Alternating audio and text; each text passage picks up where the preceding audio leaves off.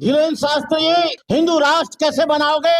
ये तुम्हारे बाप का देश नहीं है, ये देश मुसलमानों का है, ये देश ईसाइयों का है, ये देश सिखों का है, ये देश बौद्धों का है, ये देश जैनियों का है, ये देश दलितों का है, ये देश पिछड़ों का है।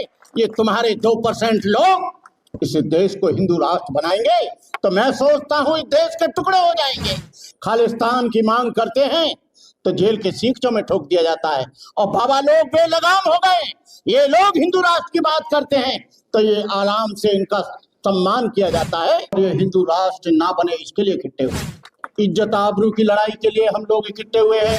हम जमहूरियत को बचाने के लिए इकट्ठे हुए हैं, संविधान को बचाने के लिए इकट्ठे हुए हैं। एक बात याद रखना, संविधान बदलेगा तो न आप जिंदा रहेंगे न हम जिंदा रहेंगे, न ईसाई जिंदा रहेगा न मुसलमान जिंदा रहेगा, न सिख जिंदा रहेगा न जैन जिंदा रहेगा। तुम पूरे राष्ट्र को हिंदू बनाने की बात करते हो। एक गांव, एक ताल्लुक, एक तहसील, एक गली हिंदू बनाकर तुम्हारा बाप नहीं दिखा सकता।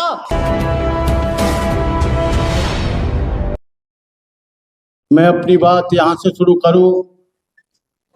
वक्त जिहाद है शबे रक्स का नहीं, वक्त जिहाद है शबे रक्स का नहीं, हो खून का कतरा किसी के अस का नहीं, बुलावा सरफरोशों का हुआ आज फिर, है मैदान जानदारों का मरीज इसका नहीं। ये इज्जत आबरू की लड़ाई के लिए हम लोग इकट्ठे हुए हैं। हम जमहूरियत को बचाने के लिए इकट्ठे हुए हैं, संविधान को बचाने के लिए इकट्ठे हुए हैं और ये हिंदू राष्ट्र ना बने इसके लिए इकट्ठे हुए। ये क्योंकि समय बहुत कम है, ये सारी चीजों से निजात कैसे मिलेगी? क्या हम ऐसे मीटिंग करते रहेंगे मिल जाएगी क्या? आज मैं अपने 50 वर्ष के साधु जीवन में दूसरी बार किसी मुस्लिम मंच पर आया हूं। मिल्ली काउंसिल ताल कटोरा में हुआ था एक बार, उसमें गया था। आज अब आया हूं, वो भी प्राचा साहब की वजह से और आप सबके बहुत प्यार और मोहब्बत की वजह से। आप दो चीजें, देवकी नंदन परमहंसदास धीरेन्द्र शास्त्री, हम इन आडंबर पाखंडियों के बड़े आभारी हैं कि इन्होंने देश से हिंदू राष्ट्र की मांग करके यहां के करोड़ों लोगों को जगा दिया। इन लोगों ने संविधान को बदलने की बात कह के पूरे देश में हलचल मचा दी। आप लोग बहुत सीधे लोग हैं। ये देश, धीरेन्द्र शास्त्री को हमने कहा था, धीरेन्द्र शास्त्री हिंदू राष्ट्र कैसे बनाओगे? ये तुम्हारे बाप का देश नहीं है, ये देश मुसलमानों का है, ये देश ईसाइयों का है, ये देश सिखों का है, ये देश बौद्धों का है, ये देश जैनियों का है, ये देश दलितों का है, ये देश पिछड़ों का है। ये तुम्हारे 2% लोग इस देश को हिंदू राष्ट्र बनाएंगे तो मैं सोचता हूं इस देश के टुकड़े हो जाएंगे, ये देश खंड खंड हो जाएगा। लेकिन खालिस्तान की मांग करते हैं तो जेल के सींचों में ठोक दिया जाता है और बाबा लोग बेलगाम हो गए। ये लोग हिंदू राष्ट्र की बात करते हैं तो ये आराम से इनका सम्मान किया जाता है। नरेंद्र मोदी जी जाते हैं, सारे लोग उसका दर्शन करने जाते हैं। एक बात याद रखना, संविधान बदलेगा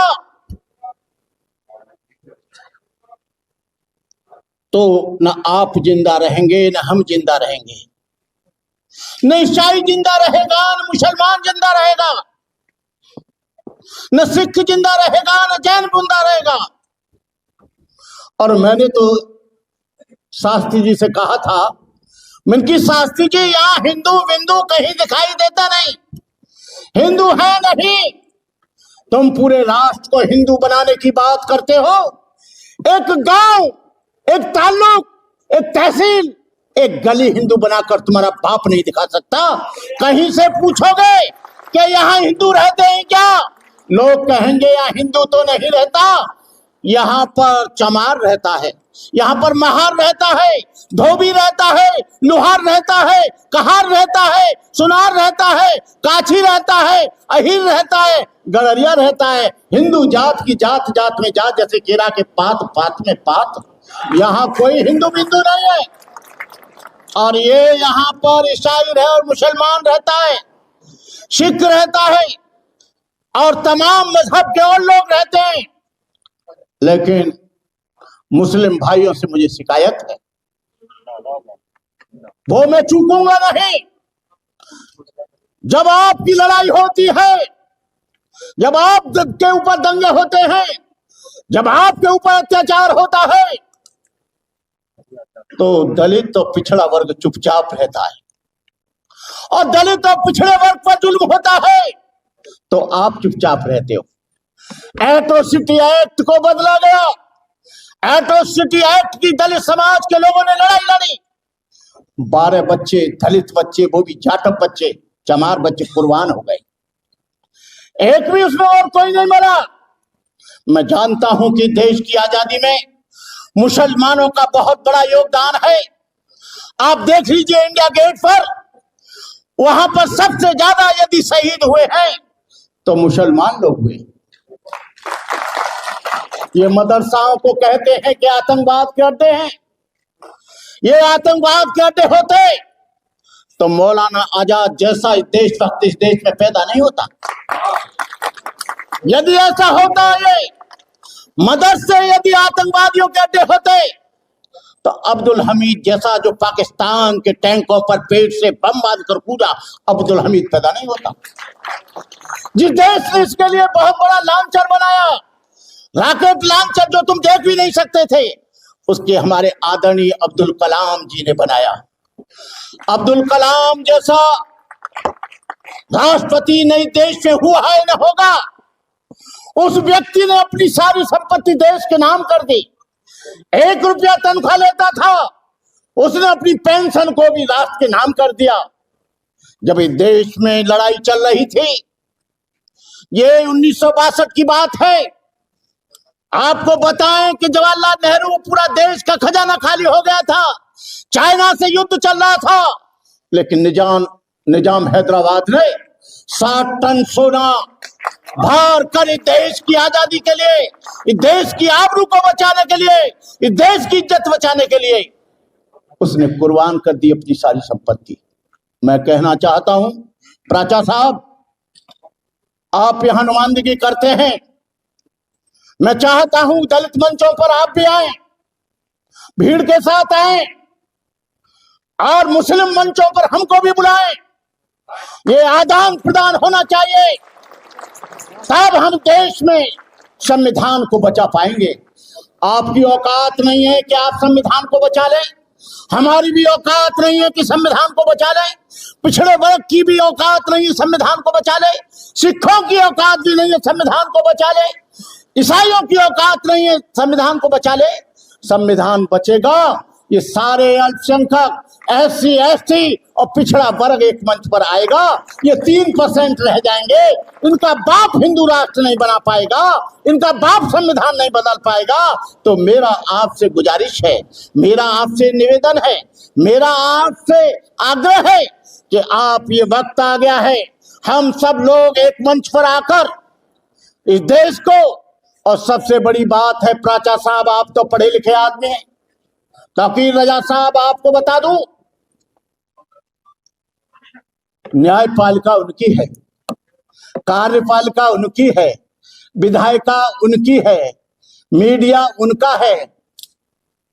RSS ने 100 बरस तक इंतजार करने के बाद पूरे देश पर काबिज हो गई, और तुम लोग 85% लोग आज मेमोरेंडम देते हो, बड़ी बड़ी सभाएं करते हो। ये इसलिए करते हो कि कुछ कुत्ते लोग दलित लोगों में है, कुछ मुस्लिम लोगों में है, कुछ पिछड़े वर्ग के लोगों में है, जो अपने गले में विभिन्न पार्टियों का पट्टा बनाते हैं। यहाँ मुसलमान और पिछड़ा वर्ग और दलित वर्ग मिलकर एक पार्टी बनाए पॉलिटिकल, तब इस देश में आप कुछ बदलाव ला सकते हो, अन्यथा आप देश में बदलाव नहीं ला सकते। संविधान बदलेगा तो तुम बदल जाओगे, संविधान बदलेगा तो मस्जिद नहीं रहेगी, संविधान बदलेगा तो चर्च नहीं रहेगा। मैंने नया संविधान पढ़ा है, नए संविधान को मैंने बड़ी गहराई से, उन्होंने बौद्धों को हिंदुओं में जोड़ लिया है, जैनों को हिंदुओं में जोड़ लिया है।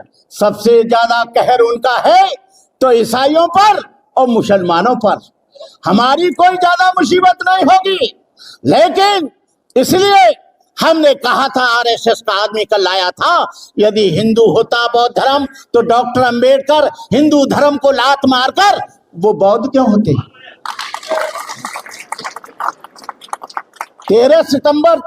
13 अक्टूबर 1935 को ये उनको क्यों कहना पड़ा कि हिंदू होना मेरे बस की बात नहीं, लेकिन हिंदू धर्म में रहकर नहीं मरूंगा। इसलिए उन्होंने समता के धर्म को, मानवता के धर्म को, इंसानियत के धर्म को, करुणा के धर्म को, मैत्री के धर्म को, भाईचारे के धर्म को उन्होंने स्वीकार किया। मैं आप लोगों से कहूंगा, 4 दिन की जिंदगी है, ये कोई आप 1000 वर्ष नहीं जिएंगे। हजरत आदम नबी से नीचे जमीन को चल बसे थे, नूह किश्ती बान मल्ला यार वो भी चल बसे थे, अरस्तु और लुकमा और अफलातू हकीम मौत की दारुन लाए यार वो भी चल बसे, जिनका जमीन पर था लश्कर और फौजोसिया दिल के अरमा दिल में रहे यार वो भी चल बसे। आज हम उनके चलने के करते हैं बयां, लोग कल हमसे कहेंगे कि यार वो भी चल बसे। सब जाने के लिए बैठे हैं, मरने के लिए बैठे हैं।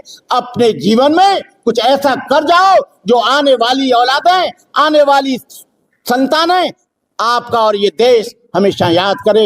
इन्हीं शब्दों के साथ मैं अपने दोस्त, अपने मित्र, अपने भाई को बहुत बहुत धन्यवाद देता हूँ। तुम्हारी जो मुस्कान है ना, बड़ी कातिल है। तुम्हारी जो बात करने का तरीका है, दिल को छू जाता है। इस कातिल नजरों से मत देखा करो, कुछ लोग बेहोश हो जाएंगे।